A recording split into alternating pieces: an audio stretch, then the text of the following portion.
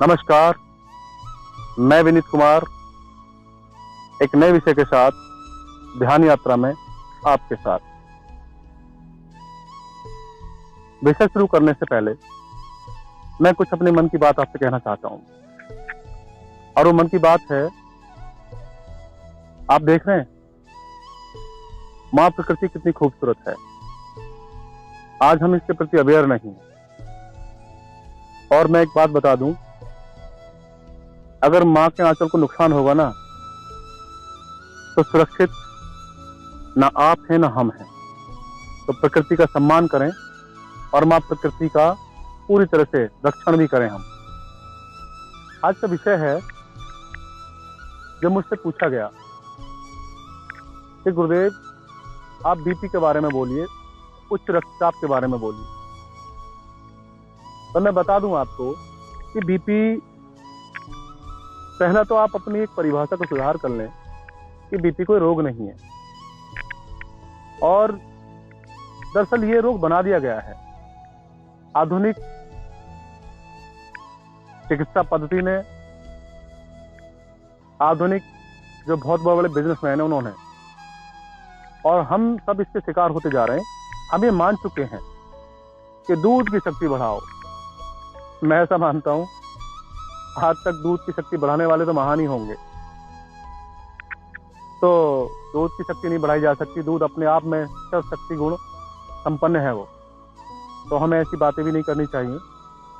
तो जो बीपी है वो दरअसल आपके शरीर का असंतुलन है, और ये असंतुलन जो आता है वो आता है एक अज्ञानतापूर्ण जीवन शैली से। मैं आपसे बताना चाहता हूं, आज हम खाना खाते हैं, पानी पीते हैं, उठते हैं, बैठते हैं, कुछ भी हमारा ठीक नहीं है। और अगर हमें शतायु जीना है और उससे भी ऊपर जीना है, तो हमें उन लोगों की तरफ देखना पड़ेगा कि जो लोग हजारों साल जिए, 500 साल जिए, और उनके साथ साथ उन विधियों को भी हमें उन्हीं से जानना होगा। क्या है वो तरीके, क्या है वो ढंग, ये सारा का सारा शोध का विषय है जो मैं आपको बताऊंगा।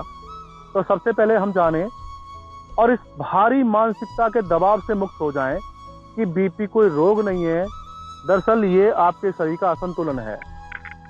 और असंतुलन अगर है तो उसे संभाला जा सकता है, बस हमें एक बात पता चल जाए कि किस कारण से ये है। सबसे पहले मैं एक बात बताऊं कि बीपी की जो रीडिंग बताते हैं आज, वो बताते हैं 80-120, ठीक है। सबकी रीडिंग 80-120 है। मैक्सिमम डॉक्टर जाएगा तो मशीन यही बताएगी। अगर इससे ऊपर आ गया तो जी आप हाई बीपी का मरीज हैं, और इससे लो चला गया तो आप लो बीपी का मरीज हैं। मैं आपको एक बात बताना चाहता हूं कि किसी ना किसी कंडीशन में आप मरीज तो बन ही गए। और फिर बच्चे का बीपी भी होना चाहिए और नवजात शिशु का बीपी भी होना चाहिए। खैर, वहां पर ऐसा कुछ नहीं है। तो हमारे माइंड में एक बात बैठा दी गई है कि अगर मेरा 80-120 बीपी होगा तभी मैं ठीक हूं। जब हमारी हाइट सेम नहीं है, जब हमारे आकार सेम नहीं है, जब हमारे काम करने का तरीका सेम नहीं है, ऐसे समझ लेते जैसे मानो कि कोई एसी में बैठा हुआ ऑफिसर और एक वो मजदूर जो दिन भर बोझा ढो रहा है, क्या वो ऐसा कर सकता है? वो नहीं कर सकता। तो जीवन शैली के तरीके, जीवन शैली से ही हमारा विकास होता है, हमारे अंदर की क्षमताएं बढ़ती हैं, ताकत बढ़ती हैं। हम प्राय सुन लेते हैं इस बातों को कि भाई इससे मत लड़ना, ये तो बड़ी मेहनत करता है और ये तो ऐसे है, और अरे गरीब अमीरों के बच्चे तो बहुत कमजोर होते हैं। ऐसी ऐसी संभावनाएं हमने देखा है, सुनी भी है, प्राय हमारे साथ घटित भी होती हैं। तो मैं एक बात बताऊं आपको कि सिर्फ नंबर्स के पीछे मत दौड़िए। आप कहाँ कंफर्टेबल महसूस कर रहे हैं? आपको फीवर हो जाएगा तो डॉक्टर के पास जाएंगे, फिर डॉक्टर थर्मामीटर लगाएगा, वो बताएगा अरे हाँ आपको तो फीवर है, पर उससे पहले आप जान चुके हैं कि आपको फीवर है, क्योंकि हमारा मन हमारे शरीर के बारे में बहुत बेहतर तरीके से बताता है। जैसे कभी आप ठीक नहीं होते, आप ठीक हैं, ऊपर से ठीक है, अंदर से मन करता अरे नहीं यार, कुछ मैं फील नहीं कर रहा हूँ, मैं थोड़ा ठीक नहीं हूँ, क्या हुआ? बोला हुआ तो कुछ नहीं, पर पता नहीं क्यों मन में अजीब सा फीलिंग आ रही है। तो सबसे पहले मनोमय अवस्था में चीजें आ जाती हैं। और प्राणगत अवस्था से देहगत अवस्था में आ जाती हैं। तब कहीं जा करके आपको पता चलता है कि आपको समस्या हो गई है। तो बात है हमारे बीपी की। तो बीपी एक असंतुलन है आपकी लाइफ स्टाइल से जो पैदा हुआ है, इसको हम समझ लें। अब बात है कि कुछ मेरे बुजुर्ग, कुछ मेरे भाई, कुछ मेरे दोस्त इस बीपी को दवाइयों से बैलेंस कर रहे हैं। अब तो ये तो बड़ा अजीब सा विषय है कि क्या वो दवाई से बीपी को मैनेज कर रहे हैं या फिर सिर्फ एक नंबर को मैनेज कर रहे हैं। तो ध्यान रहे, आप सिर्फ नंबरों की लाइफ जी रहे हैं, रोग वहीं का वहीं बना हुआ है। तो अगर ऐसा ना होता तो एक बार दवाई खा ली तो बीपी ठीक हो जाता, पर आपको तो 24 घंटे में दवाई खानी होती है। और वो दवाई 24 घंटे में असर करना इसलिए बंद करती है कि आपका शरीर कहता है कि ये आपके लिए उपयोगी नहीं है, और उस दवाई के असर को शरीर खत्म कर देता है। जो कहते लोग दवाई का असर खत्म हो गया, दवाई का असर नहीं, आपकी बॉडी ने उसका असर खत्म कर दिया। आप इस बात को इस तरह भी समझिए। और जो भी लोग, चाहे वो थायराइड हो, चाहे वो बीपी हो, अनेक प्रकार की आजकल लाइफ स्टाइल डिजीज आ गई हैं कि हमें लाइफ में लेनी पड़ेंगी तो हम ठीक हैं, अब तो ऐसे चलेंगे, और अब तो भगवान का भजन कर लें, अब तो बस हो गया, 60 हो गई है, बहुत है। तो फिर वे लोग कौन हैं जो 200-300 साल भी जिंदा रहा करते थे, ना कभी बीपी की दवाई खाई, ना कभी आयुर्वेद की दवा भी नहीं खाई कि नहीं जी नहीं ऐसा है, क्योंकि उन्होंने अपनी पूरी की पूरी लाइफ स्टाइल को इस प्रकार से डिजाइन किया है। मैं बता दूं आपको, रोग आपके शरीर में नहीं, आपकी आदतों में है। जेनेटिक बता दिया जाता है कि वो जेनेटिक है, ये है, वो है। मैं एक बात बता दूं आपको, जहां तक मैं अध्ययन कर पाया हूं, आपके वंश से आपको जेनेटिक आपका शरीर मिलता है, और उसके बाद मिलती हैं आदतें। तो कभी कभी देखा होगा कुछ लोग अस्थमा के वो होते हैं, तो उनकी फैमिली में सबको अस्थमा होता है, ऐसा नहीं है। अस्थमा दरअसल उनकी आदतों में है, ठंडी चीजें खाते हैं, कफ को बढ़ाए रखते हैं, और फिर क्या होता है, बॉडी अपना रिकवरी पॉइंट जो खो देती है, और उसके बाद वो रोग हो जाता है आपको। बीपी भी लाइफ स्टाइल नहीं है कि जी आपके पिता को है तो आपको बीपी होगा। अगर आपकी लाइफ स्टाइल बदल जाए तो आपको वो रोग नहीं होगा। हम छोटी छोटी बातें मानते हैं, बुखार में हमें ठंडा नहीं खाना चाहिए, जुकाम में हमें ठंडा नहीं खाना चाहिए। जब हम इतनी बातों पर गौर करते हैं तो क्यों इस बात पर गौर नहीं करते कि हमें बीपी की वो चीजें नहीं लेनी चाहिए। ये बात रही बीपी कि बीपी कोई रोग नहीं है, और अगर ये रोग नहीं है तो इससे भयभीत होकर के परेशान होने की भी जरूरत नहीं है। अब इसको रोग बनाया जाता है। रोग कैसे बनाया जाता है कि मान लो आप जो है ठीक हो रहे हैं, और फिर आपको बीमार होने के लिए दवा दे दी जाए, तो बॉडी आपकी फिर रिकवर कर रही है। एक समय तक वो रिकवर करती है, फिर वो भी शट डाउन हो जाती है, और लास्ट में आपको प्राप्त होता प्राणांत, देहांत। अब यहाँ पर जानने की बात यह है कि जो दवाई है वो नंबर्स को आपके सामने ठीक करती है, रोग बराबर काम करता है। फिर बॉडी उसको आपको एनालाइज कराती है। जैसे मान लो यहाँ मैं हाथ पे कुछ मार दूं तो मुझे पता चल जाता है कि दर्द हो रहा है, और अगर मैं यहाँ कुछ मारूं और मुझे पता ही ना चले तो सोचो ये कितने बड़ा डैमेज हो जाएगा। बस वही काम आपके साथ हो रहा है। तो बीपी का निदान हमें करना, उन कारणों को हटाना है। अब कुछ लोग हैं जो बीपी में बहुत ज्यादा एक्सरसाइज करते हैं, तो मैं बता दूं आपको, छोटा सा उदाहरण है। मान लो किसी गाड़ी का टायर फूल जाए तो हम उस गाड़ी को बहुत तेज नहीं भगाते, हम ये मानते हैं कि अगर हमने तेज भगाया तो कहीं टायर फट ना जाए। उसी प्रकार से बीपी में भी कहीं आपका ब्रेन हेमरेज ना हो जाए, कहीं आपकी किडनी फेल ना हो जाए, कहीं आपको हार्ट अटैक ना हो जाए, क्योंकि आपके शरीर का जो है आकाश तत्व कम हो गया है, स्पेस कम हो गया है। आपकी नसों में जिसे आप कोलेस्ट्रॉल कहते हैं, एक साथ चर्बी या गंध भर गया है। तो वो गंध भरा क्यों है? किसने भरा है? आपने भरा है, आपकी अज्ञानता ने भरा है। तो जरूरी क्या है? उस गंध को हटाने की दवा, या सबसे पहला काम कि उस गंध को फैलाने जो आपने कर रखा उसको रोकें, आप उस गंध को फैलाना बंद करें। अगर गंध फैलाना आपने बंद कर दिया तो आपका शरीर अपने आप ही उस सारी की सारी गंदगी को यूज करके बाहर फेंक देगा। कुदरत का बनाया हुआ ये बहुत ही गजब का नगीना है। इस ब्रह्मांड में सबसे उत्कृष्ट अध्ययन करने की कोई चीज है तो वो है आपका शरीर। चांद में तुम्हें भाला गाड़ने की जरूरत नहीं है, और चांद में आपने भाला गाड़ भी दिया तो मैं बता दूं आपकी कवच खत्म नहीं होती है। हम सही के ऊपर अध्ययन कर रहे हैं क्या चीर फाड़ का अध्ययन कर रहे हैं? दवा दे दो, ये दे दो, वो दे दो।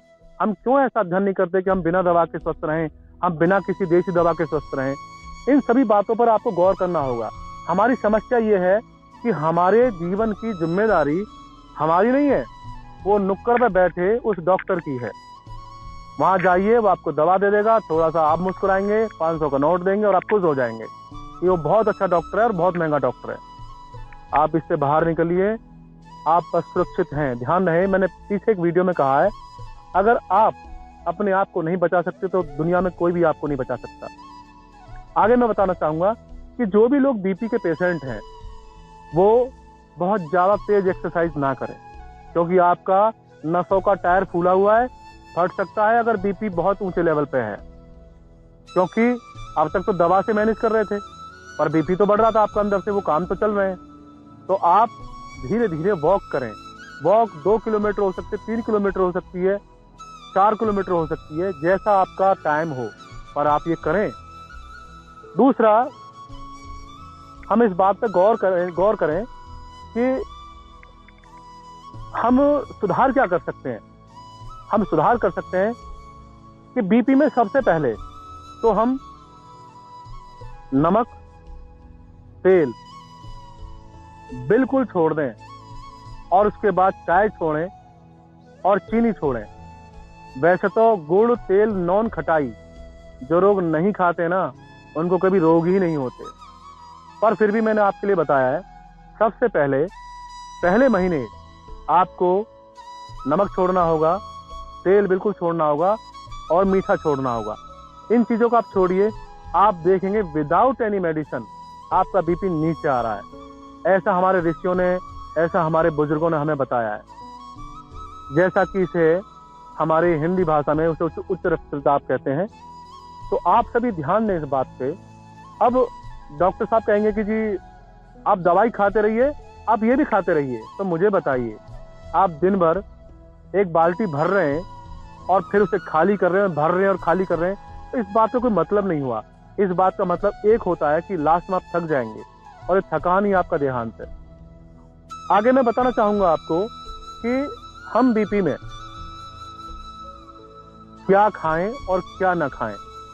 कुदरत की बनाई हुई हर चीज हम खा सकते हैं, फिर भी मैं एक बात कहूंगा, जो बहुत हैवी हैं, जो सुपाच्य नहीं है, वो हम ना खाएं। अधिकांश ध्यान दें, कम से कम 300 ग्राम हरा पत्ता आप जरूर खाएं। आप सलाद अधिक से अधिक खाएं और फ्रूट का जूस ना लें, कोशिश करें कि आप फ्रूट खाएं। तो इन सब चीज़ों को आप लेंगे तो आपका बीपी ऑटोमेटिक नॉर्मल आएगा, अपने आप बीपी बिल्कुल नीचे आता चला जाएगा। अब जीवन शैली में सुबह सुबह ब्रह्म मुहूर्त में उठिए, स्नान कीजिए, और जैसा मैं बताता हूँ दातुन कीजिए।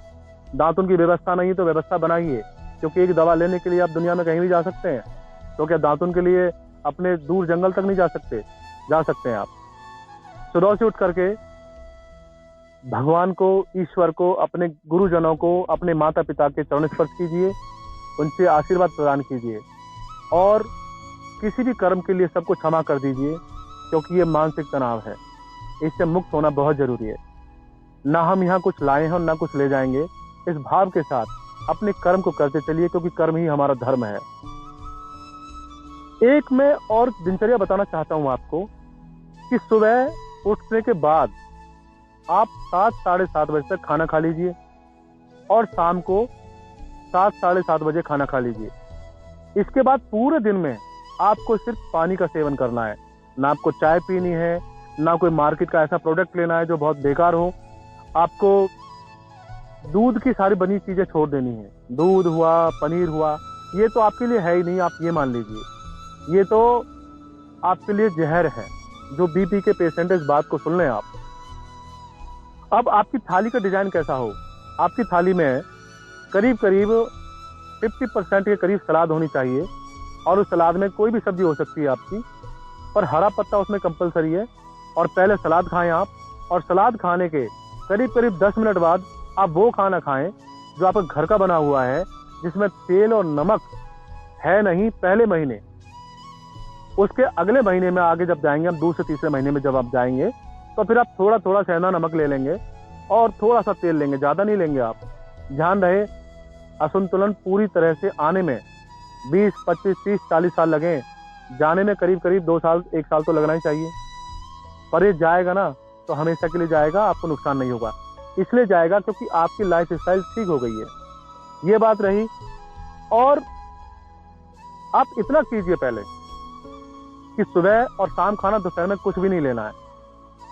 एक विशेष बात और बताऊं कि 4 दिन आप बाजरे की रोटी खाइए, 4 दिन आप ज्वार की रोटी खाइए और उसके बाद 2 दिन बाजरे की रोटी खाइए।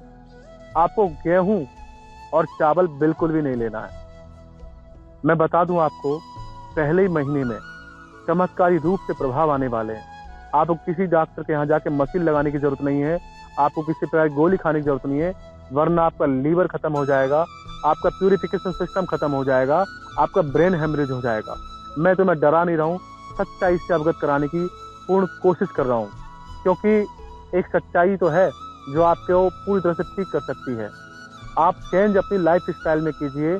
छोटे छोटे रोगों के लिए आप किसी नुक्कड़ के डॉक्टर के पास मत जाइए, वो आपको रोग को दबा देंगे 10 दिन, महीना, 6 महीने तक। उसके बाद वो फिर उभर के आएगा, क्योंकि रोग आपके शरीर से कहीं ज्यादा आपकी आदतों में है। आप खाते रहिए, करते रहिए, उसके चाय पीजिए, कोको कोला पीजिए, पनीर खाइए, ये खाइए, वो खाइए, बस खाइए खाइए। करने के नाम पे हम जीरो हैं। मैं बता दूं आपको, शरीर मेहनत से बनता है, सही संतुलित खाने से बनता है, और पानी का भी ध्यान रखना होगा आपको कि जो पानी पिएंगे हम, वो उतना ही पिए जितना कि हमें प्यास लगे। ये नहीं है कि जितना ज्यादा पियोगे पानी बनी रहेगी जवानी, ऐसा कुछ नहीं है। शरीर खाना मांगे खाना दो, और भूख लगे तो पानी, प्यास लगे तो पानी दो। इस बात का आपको विशेष ध्यान रखना है। आप बिल्कुल मत घबराइए कि बीपी कोई रोग है। मेरी पूरी तरह से ये एक तरह से पूरा विश्वास है कि मैंने ऐसे इंसान को ठीक किया है कि जिसका बीपी नीचे का 130 है और ऊपर का 220 है। और एक बार देखा कि नीचे का जो बीपी था उसका 135 था और ऊपर का 180 है। मैंने उसको महज 5 दिन के अंदर, इस नियम की जो प्रणाली इसके अंदर ला करके 5 दिन के अंदर मैंने उसको बीपी को करीब करीब 75/120 कर दिया था, विदाउट एनी मेडिसिन। आपको आश्चर्य होगा, और वो बहुत बेहतर और ठीक है, वो इसी दिनचर्या को फॉलो करते हैं। तो मैं आपसे आग्रह करूंगा, पहला तो बीपी कोई रोग नहीं है। दूसरा, कुछ लोग बीपी में बहुत एक्सरसाइज करते हैं, हमें बहुत नहीं, बहुत बैलेंस की एक्सरसाइज करनी होगी। बहुत तेज अपने ब्लड सर्कुलेशन को नहीं बढ़ाना है, दौड़ नहीं लगानी है आपको, बहुत तेज कार्डियो की एक्सरसाइज नहीं करनी है यहाँ पे कि आप कार्डियो कर रहे हैं या जिम में जाकर कुछ कर रहे हैं, वरना देखना जिम में लोगों को हार्ट अटैक पड़ जाता है, वो मर जाते हैं। आपको रिलैक्स धीरे धीरे अपना हाथ छुटाना है। उसके बाद कम से कम 1 घंटे अनुलोम विलोम आप सुबह करें और 1 घंटे अनुलोम विलोम आप शाम को करें। कपालभाति करने की बिल्कुल जरूरत आपको है नहीं। आप रिलैक्स रहें और कोशिश हो कोई अच्छा सत्संग, जो आपके गुरुजन हो, जो आपके ऋषि मुनि हो, उनका सत्संग सुनिए। आपका पूरी तरह से अच्छा ही होने वाला है। इस छोटी सी जानकारी के साथ और बहुत बड़ी समझ के साथ मैं आपको बताना चाहता हूं, आप इसे करें एक बार। मेरा आपसे विशेष आग्रह है। इसी बिंदु के साथ मैं विनीत इस वीडियो को यहीं रोकते हुए, जो कि बहुत ही यूजफुल है, आपको बहुत बहुत धन्यवाद करता हूं और उम्मीद करता हूं आने वाले समय में आप बीपी से पूरी तरह मुक्त हो जाएंगे। जय गुरुदेव।